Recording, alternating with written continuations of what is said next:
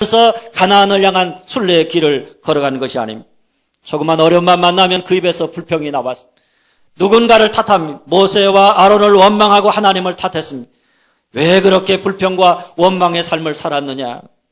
여러분, 그 이유는 다른 게 아닙니다. 감사가 습관이 되지 못했기 때문입니다.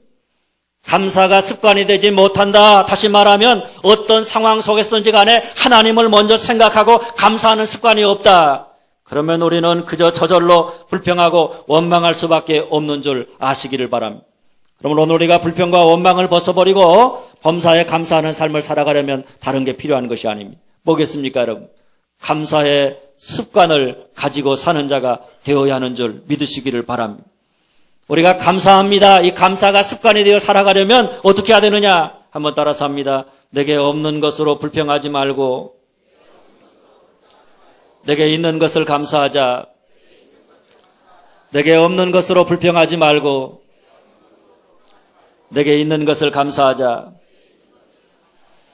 여러분, 우리는 자꾸 내게 없는 것을 바라봅니다. 내게 없는 것을 바라보면서 그것 때문에 불평하고 원망할 때가 얼마나 많았는지 모릅니다. 그런데 생각을 바꿔서 내게 없는 것이 아니라 내게 있는 것, 하나님이 내게 주신 축복, 하나님 주신 은혜, 여러분 그것을 바라보고 생각하면 우리가 감사하는 삶을 살아갈 수가 있는 것입니다. 한번 따라서 합니다. 현재의 결과를 불평하지 말고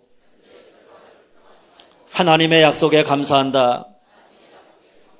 현재의 결과를 불평하지 말고 하나님의 약속에 감사한다. 우리는 현재 삶이 너무나 힘들어서 그 힘든 것 때문에 불평을 쏟아낼 때가 얼마나 많은지 모릅니다. 그런데 여러분, 현재의 고난은 고난으로 끝나는 것이 아닙니다. 그 고난은 잠깐 동안 있는, 잠시 후면 사라지는 것, 이 또한 지나가게 되는 것입니다.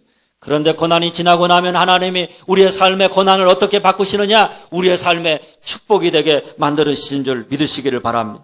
그러기에 우리의 삶의 고난, 그 고난 속에서 불평하기보다는 고난을 축복이 되게 하시는 하나님의 약속을 바라보며 우리가 미리 감사하는 자가 되어야 하는 것입니다. 한번 따라서 합니다. 큰 것을 불평하지 말고 작은 것에 감사한다. 큰 것을 불평하지 말고 작은 것에 감사한다. 우리는 늘 큰 것을 중요하게 생각합니다. 큰 것만 쳐다봅니다. 그런데 정말 중요한 것은 큰 것이 아니라 작은 것입니다.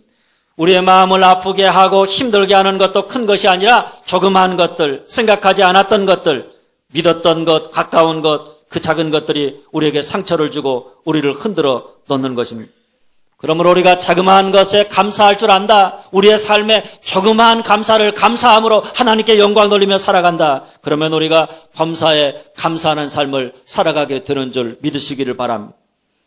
불의의 교통사고를 당해서 온몸의 55%의 전신 화상 3도의 화상을 입은 이지선 자매가 쓴 지선아 사랑해 라고 하는 책이 사람들에게 많이 읽혔던 적이 있었습니다. 거기에 나오는 한 대목입니다. 짧아진 8개의 손가락을 쓰면서 사람에게 손톱이 얼마나 중요한 것인지 알게 되었고 1인 10역을 해내는 엄지손가락으로 생활하고 글을 쓰면서 엄지손가락을 온전히 남겨두신 하나님께 감사했습니다. 눈썹이 없어서 무엇이든 여과 없이 눈으로 들어가는 것을 경험하면서 사람에게 이 작은 눈썹마저 얼마나 필요한 것인지를 알았고 막대기 같아져 버린 오른팔을 쓰면서 왜 하나님이 관절이 모두 구부러지도록 만드셨는지 손이 귀까지 닿는 것이 얼마나 중요한 일인지 깨닫게 되었습니다. 이제는 지난 고통이 다 소중하게 느껴집니다. 그 고통이 아니었다면 지금처럼 남들의 아픔에 진심으로 공감할 가슴이 없었을 테니까요. 그렇습니다. 오늘 우리가 내게 없는 것이 아니라 내게 있는 것을 바라본 현재의 결과가 아니라 하나님의 약속을 바라본 큰 것이 아니라 작은 것을 보고 감사하며 산다. 그러면 우리는 어떤 상황 속에서든지 살만한 인생을 살아갈 수 있게 되는 것입니다. 그러면 우리는 어떤 상황 속에서든지 감사가 하고 또 우리의 감사가 우리의 습관이 되어서 살아가는 감사의 사람으로 하나님께 영광 돌리게 되는 줄 믿으시기를 바랍니다. 셋째, 그러려면 따라서 합니다. 은혜 받아야 한다. 은혜 받아야 한다. 에베소서 5장 20절 말씀입니다. 범사에 우리 주 예수 그리스도의 이름으로 항상 아버지 하나님께 감사하며 바울은 에베소 5장 18절 말씀에 성령 충만을 받으라 이렇게 명령합니다. 그리고 난 다음에 범사에 감사하는 자가 되라 이렇게 이야기합니다. 성령 충만이 먼저고 그 다음에 범사에 감사하라 이렇게 말씀하고 있는 것입니다. 여러분, 이 말은 우리가 범사에 감사하는 삶을 살아가려면 성령으로 충만해야 된다. 성령 충만한 삶을 살아야 된다. 그래야 감사할 수 있다. 은혜 받아야 된다. 믿음 가지고 살아야 된다. 그래야 감사할 수 있다. 이런 이야기입니다. 여러분, 왜 우리가 성령 충만해야 범사에 감사할 수 있는가 하면 고린도전서 2장 12절 말씀입니다. 오직 하나님으로부터 온 영을 받았으니 이는 우리로 하여금 하나님께서 우리에게 은혜로 주신 것들을 알게 하려 하심이라. 하나님이 우리에게 은혜를 주십니다. 그런데 하나님이 주신 은혜다. 이것이 하나님이 내게 베푸신 은혜다. 이 은혜를 깨닫는 것이 뭐로 말미암냐? 성령으로 말미암는다. 하나님의 영으로 말미암아 은혜를 깨닫게 된다 하는 것입니다. 여러분, 성령님이 우리 안에 사는 일은 우리로 하나님이 주시는 은혜가 무엇인지 그것을 보고 깨닫게 하는 것입니다. 그러니까 성령으로 충만하면 하나님 내게 주신 은혜를 깨닫게 되고 하나님 내게 주신 은혜를 하나하나 헤아리다 보면 우리가 하나님 앞에 감사하지 않을 수가 없는 것입니다. 반대로 이 말은 여러분 뭡니까? 우리가 성령 충만하지 못하다. 우리가 은혜 받지 못한다. 우리가 믿음에 굳게 서지 못하고 있다. 그러면 우리의 삶에서 맨 먼저 나타나는 일이 뭐냐? 감사를 잃어버리게 된다는, 우리의 입에서 감사하다는 말을 잃어버리게 된다는 것입니다. 여러분도 잘 아는 것처럼 여러분 은혜가 뭡니까? 은혜는 은혜 받을 만한 자격이 없는 사람에게 베풀어지는 호의와 사랑을 은혜다 이렇게 이야기합니다. 그러니까 내가 은혜 받는다. 하나님이 나를 사랑하신다. 그러면 그 사람은 무조건 감사하게 되어 있는 것입니다. 만일 자기가 사랑받을 만한 자격이 있다, 축복받을 만한 자격이 있다고 생각하는 사람은 무엇을 받든지 간에 내가 마땅히 받아야 될 보상을 받았다 이렇게 생각하기 때문에 감사할 수가 없는 것입니다. 반면에 자기가 그런 사랑과 축복을 받을 자격이 없다고 여기는 사람은 그저 조그만 은혜를 받아도, 조그만 축복을 받아도, 조그만 사랑을 받아도, 조그만 관심을 받아도 그저 그 모든 것들에 감사하고 그 은혜에 감사함으로 영광 돌리게 되는 것입니다. 그런 여러분, 은혜 받으면 상황이 어떠하든지 그 입에서 항상 감사합니다 이렇게 반응하게 되어 있는 것입니다. 반면에 우리가 은혜를 받지 못한다, 은혜를 깨닫지 못한다, 우리가 하나님에게서 멀어져 갔다, 성령 충만하지 못하다, 그러면 그때부터 우리의 입에서 감사보다는 원망과 불평과 누군가를 탓하는 말들로 자리하게 되어 있는 것입니다. 그런 의미에서 감사는 믿음입니다.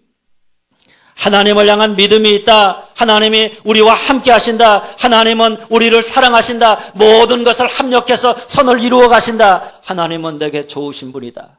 이런 믿음, 하나님에 대한 신뢰가 있다면 우리의 삶의 모든 것이 다 하나님의 은혜요. 하나님이 우리를 은혜로 대하신다 그러면 우리는 어떤 상황 속에서든지 간에 그 은혜로 인해서 범사에 감사할 수 있는 줄 믿으시기를 바랍니다. 정태기 교수님이 미국에 계실 때 소록도에 대한 기사를 읽고 내가 고국에 돌아가면 소록도에 가서 그곳에 있는 믿음의 형제들과 함께 잠시 동안이라도 함께해야 되겠다 이런 생각을 가졌습니다. 귀국한 다음에 일주일 정도 소록도를 방문했는데 그때 그가 소록도에 있는 한 교회에서 나병 환자들과 함께 예배를 드렸습니다. 그런데 예배 시간에 통성으로 기도하는 시간에 어떤 분이 이렇게 기도하더라는 것입니다. 하나님의 은혜가 이렇게 큰데 이 은혜를 어떻게 다 갚는데요? 하나님의 은혜가 이렇게 큰데 이 은혜를 어떻게 다 갚는데요? 교수님은 도대체 어떤 사람이 이렇게 하나님의 은혜가 크다고 말하는가? 그 사람의 얼굴을 쳐다보았습니다. 그랬더니 그는 눈 한쪽이 없고 두 손이 없어져서 팔뚝만 남았고 입도 삐뚤어져서 정상이 아니었습니다. 그런데 그런 그가 하나님의 은혜가 크다고 그 은혜를 내가 어떻게 갚을 수 있느냐고 하나님 앞에 울부짖으며 기도하는 것을 보고 가슴이 복받쳐서 그 사람의 다리에 자신의 몸을 의지한 채 그만 울어버렸다고 합니다. 한참을 울다가 예배가 끝난 다음에 그 사람에게 물어보았습니다. 하나님의 은혜가 얼마나 큰데 그런 기도를 드리십니까? 그랬더니 그분이 이렇게 대답했습니다. 제가 나병이 들자 처자식도 형제도 다 저를 버렸습니다. 모든 사람들이 다 제 곁을 떠났습니다. 그런데 오직 주님은 나를 버리지 않았습니다. 주님이 나를 여전히 사랑했습니다. 주님의 사랑, 주님의 은혜가 이렇게 큰데 제가 어찌 감사하지 않을 수 있겠습니까? 그렇습니다. 우리가 은혜를 받는다. 우리가 하나님의 사랑을 받을 자격이 없는데도 불구하고 하나님은 언제나 우리와 함께 하시고 우리를 지켜주시고 우리를 사랑하시고 가장 좋은 것으로 우리에게 주시기를 원하신다. 이런 하나님의 은혜, 하나님의 사랑에 대한 믿음이 있다. 이런 확신을 가지고 있다. 신뢰가 있다. 그러면 우리는 어떤 상황 속에서도 범사에 감사할 수 있는 줄 믿으시기를 바랍니다. 사랑하는 여러분, 오늘 우리가 감사하는 삶을 살아가려면 첫째 따라서 합니다. 생각을 바꿔야 한다. 생각을 바꿔야 한다. 둘째, 감사가 습관이 되어야 한다. 감사가 습관이 되어야 한다. 셋째, 은혜 받아야 한다. 은혜 받아야 한다.